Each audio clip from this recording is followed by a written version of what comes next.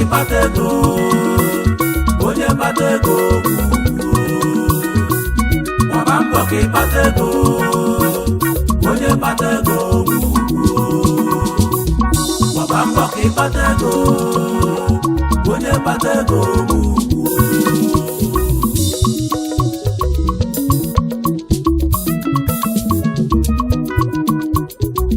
Gbabanbo ka Ikpata ego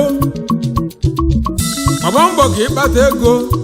na onye nwe ego na-eme ife sọlịa na ego ji okwu n'akụ na-etigbu ilo onye ji ego ji okwu onye ji ego ji okwu onye ji ego ji okwu ife bụ na ị na-eme n'ụwa gbasibo mbọ ike nnu maka na onye kpata ego osolu na ndị mali ife luru dị n'ego erika n'ego na-enye ugwu onye ji ego ji okwu Gbabanbo ka Ikpata ego ọ bụrụ na ịkpata ego isolu n'ife a na-eme isoli n'ife a na-eme nnu n'akụ na-enye ugwu ịma na onye ji ego bata ebe a na-eme mmemme ọwụlibe ego enu obodo agbaba agalanụ ọkwa ịmakwu na ọ bụrụ akpa ọbụla eji bịa mmemme ka ego dị n'ime ya enwere ndị ego dị n'ime ya nwokwuo ndị bụ ọgwụ na akpa ka a bịa mebisie mmemme na ọ bụrụ ọfa ka anyị na-ekwuzi nọ ndị bụ ego na akpa ka anyị na-ekwuzi ndị bụ na-enwe projekti obodo ji n'aka asị ka eka ụtụ kwasị obodo rapụ ka fa weta ya mgbe ego n'ọfa ka anyị na-ekwuzi maka na asị na okwu daa n'ego nwa ogbenye awara ọsọ okwu daa n'ego nwa ogbenye rio mbọmbọ oyi mụ Gbabanbo ka Ikpata ego onye kpata ego n'onye kpata ego nwe ugwu Gbabanbo ka Ikpata ego onye kpata ego nwe ugwu onye kpata ego oyi mụ do Gbabanbo ka Ikpata ego isolu n'ife a na-eme n'onye kpata ego nwe ugwu Gbabanbo ka Ikpata ego n'onye kpata ego nwe ugwu onye kpata ego akụ na-esi obi ike Gbabanbo ka Ikpata ego ego adịrọ efere ma ncha onye kpata ego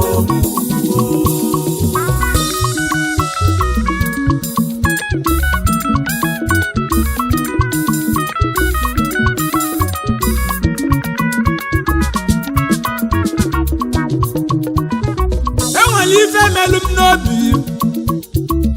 m ji esi gị Gbabanbo ife onye na-enwere ego melụ ya ebe lọyi mụ n'ife ọ na-afụ n'enu ụwa n'orika onye na-enwere ego nọ na-afụsi anya ọ pụta n'obodo kwu okwu ife ị ga-anụ onye na-ezuzu ife a onye na-ekwu ife a ọ bụ nwa onye who is your father? Kedu ife bụ afa nna gị? Kedu izi onye bụ nna gị? Maka gịnị na o nwere ego ma ncha?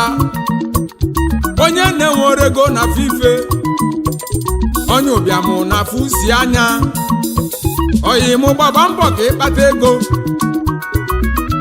akụ na-enye ugwu akụ na-etigbu ilo na-etigbu okwu onye nwere ego na-eme ife sọlị ya money stops nonsense money stops nonsense ego ji okwu o nwere ego na-eme ife sọlị ya ya ka m ji si gị Gbabanbo ị na-azụ afịa biko Gbabanbo ị na-alụ ọrụ biko Gbabanbo ka ọ bụ na ị na-eme biko Gbabanbo n'Gbabanbo wee kpata ego agbalị ife ị na-eme ya ka m ji wee sị gị Gbabanbo gị welu wee kpata ego oyimo Gbabanbo ka Ikpata ego Gbabanbo onye kpata ego nwugwo onye kpata ego nwafa onye kpata ego nwugwo n'akụ na-etigbu ilo akụ na-ebi okwu onye kpata ego nwugwo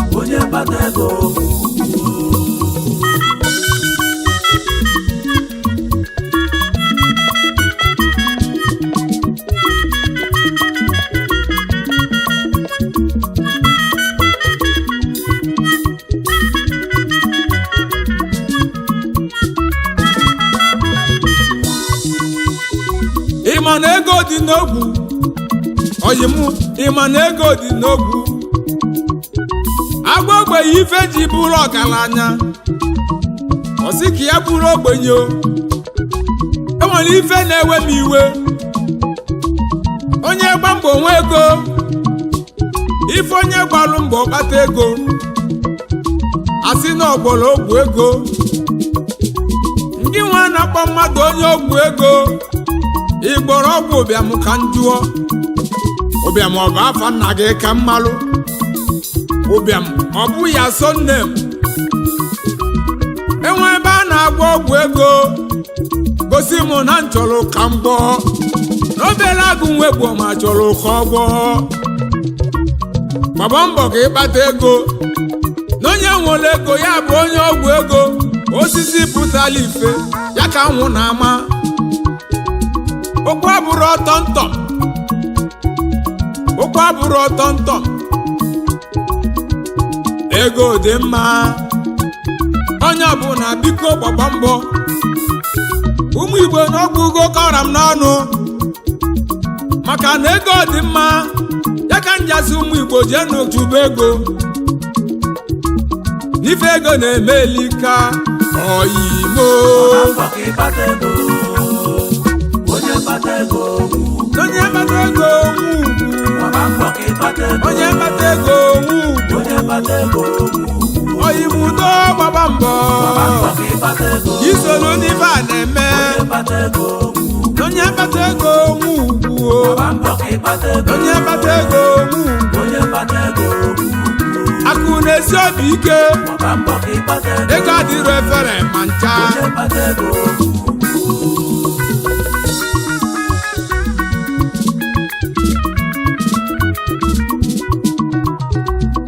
ka m buli ịgba m jebe ka nchọba ndị gbalụ mbọ kpata ego ka m buli ịgba m wee jebe n'ama Ọka n'ihi ala lokal gọọmenti o ya dị na Anambra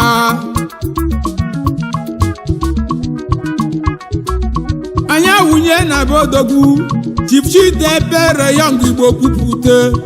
dike eji eje mba n'ama Ọka Kingdom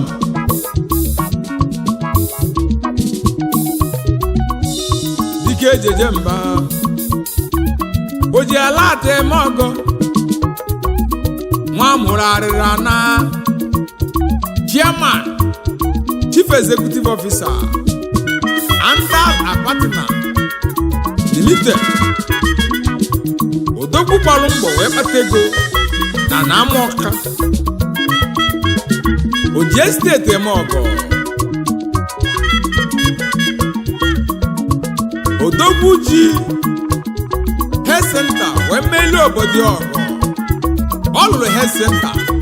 wee nye obodo ama Ọka ọ kpatara ego wee nwu n'ama Ọka anyị ejebe n'Egbuoma ka ijebe ebe odogwu Nze Ogbuehi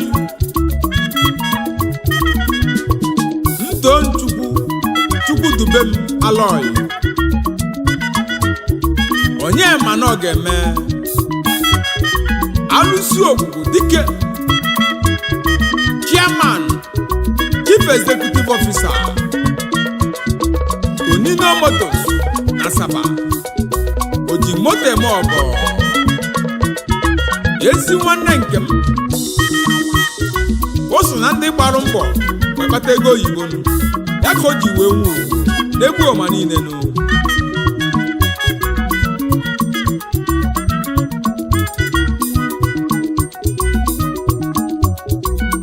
Kezi maka Sir Christopher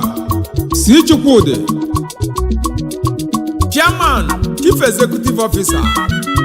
CC Chukwudi Oil and Gas, Ojinkata Udagu n'Indonesia, Omenka Furanya, One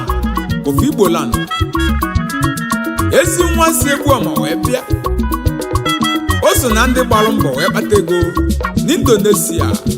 ka ọ na-eme mmanụ.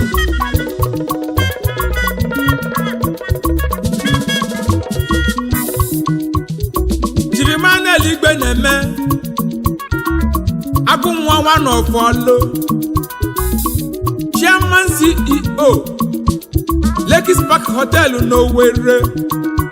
O so na ndị gbara mbọ kpata ego. O so na ndị gbalụ mbọ kpata ego. Chief Chidokani, onye ọma n'obodo Awa, eze chiefo n'ihi ala Oyimu n'isobili. Chief Aloysius ọnwa Amaeze, nwoke bụrụ ụzọ one of Mgbagbu Ọwa n'Enugu steeti Odogwu. O so wee kpata n'ego.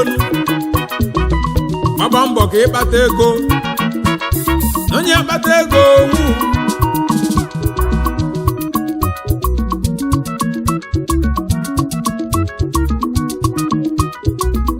High Chief Chinedu Ajọ Anụma, akụkọ akụ n'ama ọka, nwaka ibe ya na-egbe. O so na ndị gbalụ mbọ kpata ego. Kedu maka Tony Nwabudo? Ihe mere dị mma,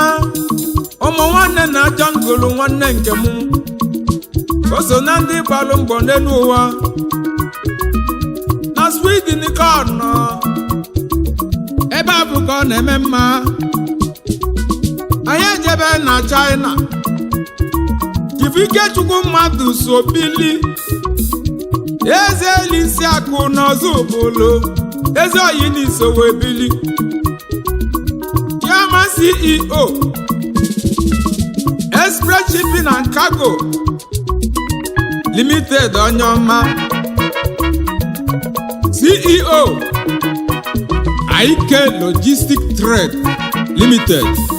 onye ọma n'iso wee bili. Eze elisi akụ onye ego.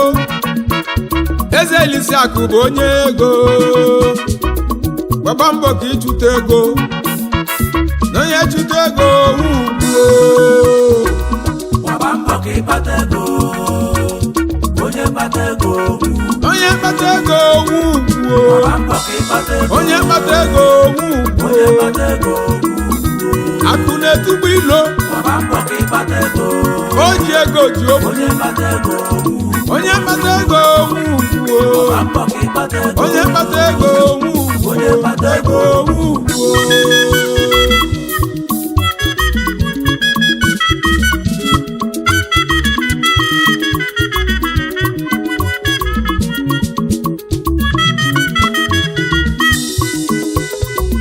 Anyị ejebe na India ka anyị ga-zute odogwu onye kacha inwe obi.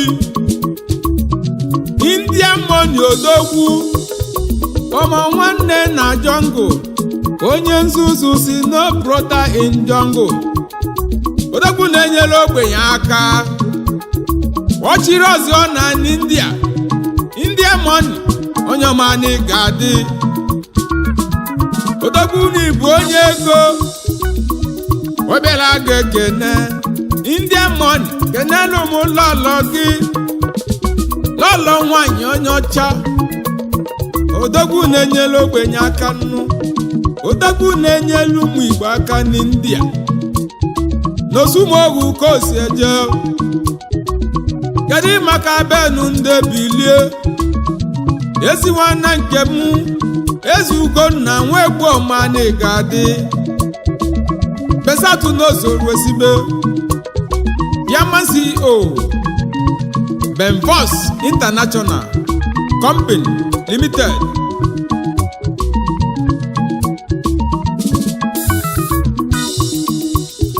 Injinia Uche Nọka Fosobili Okasin Group of Company ezi nwanne nke m Chairman CEO Okasin Plaza Limited Obereagu nwoke n'ụtụtụ nke izizi n'Egbuoma akụbudike ndị Igbo Odidigbo Igbo of Warri Kingdom Senior Staff na Shell Petroleum na Warri Enel lọlọ gị o lọlọ Rufina Uchenna Okafọ nwanyị ọma ya na obere nwa bịara ụwa Chialuka Uchenna Okafọ onye ọma n'iso webili o so na ndị gbalụ mbọ wee kpata ego oyibo Honorable Dr. Collins Chibike Nneji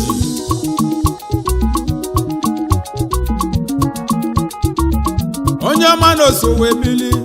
na Ameke na Ngọkpala n'Imo steeti ka o si bịa Chairman CEO Ofada Chibike China Limited Onikadi na-emekọ for Plaza ebe afọ ka ọ na-eme mma ka ọ na-accessories ka o ji eme mma mana China ka o bizi ebio o nokwu na Alaba 0409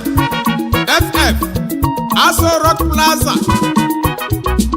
ebe afọ ka ọ na-eme mma Dubai ka n'oso na ndị ji ego ndụmọdụ na-enye ndị Ngọkpala ka ọ bụrụ na ọ ga-ekpeme tinye Chibike ọchịchị ka ọchịa ochie Ngọkpala na ọ ga-adị mma Chief Chinonso Amobio Chairman CEO Apino Group of Companies Limited Udakomili 1 na Njaba Ojimodemogo na Nkumolu osisi ọma bụrụ na Akpugo n'Enugu steeti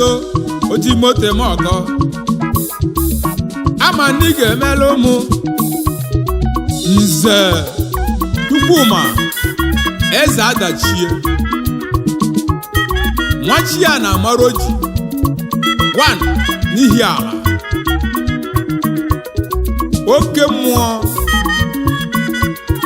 nwata kwuo ọdadị ya alụsị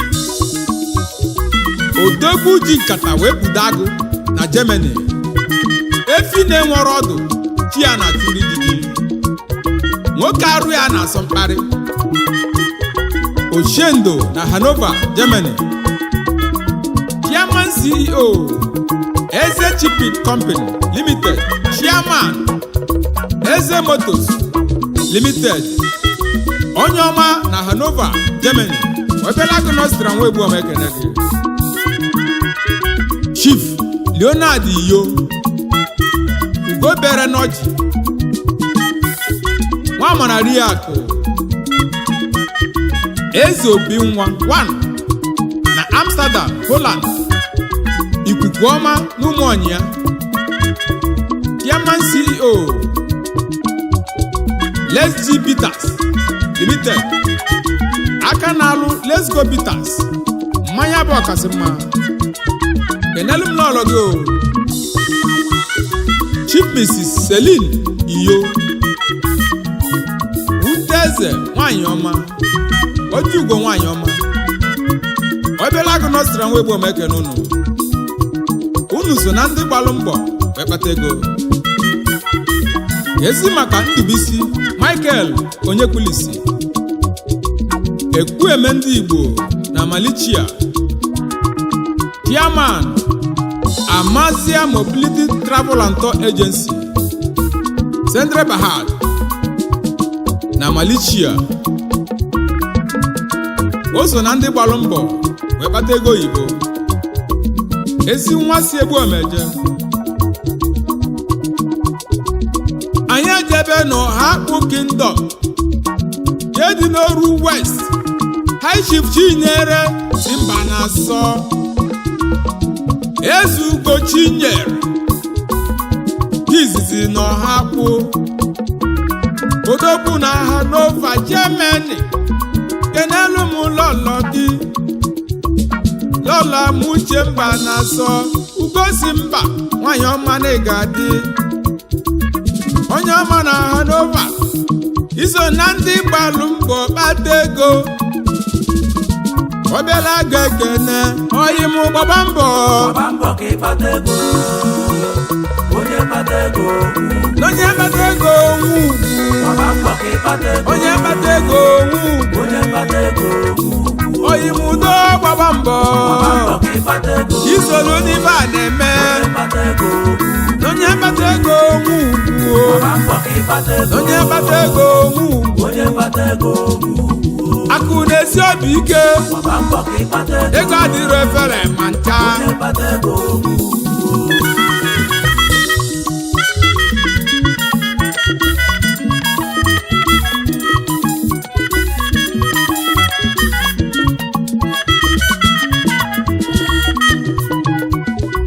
Chief Sachike Ezikesobili eke ọdịra akụ karịa wanụ n'iseke Eshe Kingdom odogwu CEO Odera Investment Limited importer of Spanish wine n'osowe bute ikenu ọdịra sowe kpata ego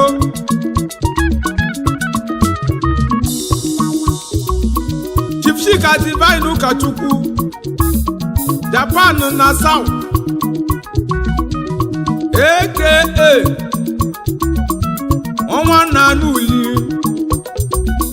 ọnwa gburugburu Director Oluloji na Johannesburg Olusowe kpata ego Maazị John Obereagu onye chi mere eze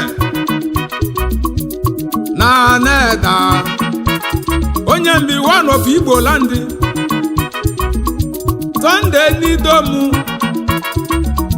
ijiji a na-esoro mma na-adazi nnukwu o so na ndị ibe ike ezi maka Chief Kingsley mgbe akụrụ ụlọ 1 na n'uli akụrụ ụlọ gburugburu n'Igbo land Chairman Jeff Kings International Chairman Jemos Properties Limited Chairman Jedin's Home Lekki kenalum lọlọ gị Barrister Lady Modesta mgbe ugosi mba nwanyị ọma Adakibia na Amọka Adakada Ezilọlọ Osodiemakụ nwanyị ọma Obereagu na Austria nwa Egbuoma ekene gị adapụrụ ishe Chinedezi dị egwu Yoribakụ one of Amuka na Osobili the people choice odogbuo o so na ndị gbalụ mbọ kpata ego o so na ndị gbalụ mbọ kpata ego Chief Imaduka Odukwe okpuru ọra wanụ n'Oraifite okpuru ọra n'Obu onye ego Obereagu ekene Chief David Cletus eze bụ na nwa omihi ukwu one of Amuka okpuru ọra wanụ na Germany okpuru ọra wanụ na Jamo o so na ndị gbalụ mbọ kpata ego nzeri ka obi dị mma aka ekpuchi ọnwa wanụ na n'uli odogwu na India obi dị mma Clement ọnwa ezi oyi mmụọ iso na ndị gbalụ mbọ kpata ego ọ sị na ihe ka okwu ife akụ nwata wanụ n'ido ọha n'Igbo etiti n'Enugu steeti onye mụ Jack Swiss Flash Wine ezi oyi mmụọ iso na ndị gbalụ mbọ kpata ego onye mani ga-adị o ezi maka Chief Obinna Ọhamadike aka Obaino akụ na-enye ife 1 n'ụzọ akụ ihe ala Ancient Kingdom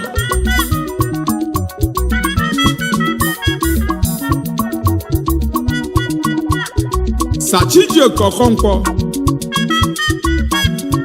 papa nnukwu 1 n'Ọkụzụ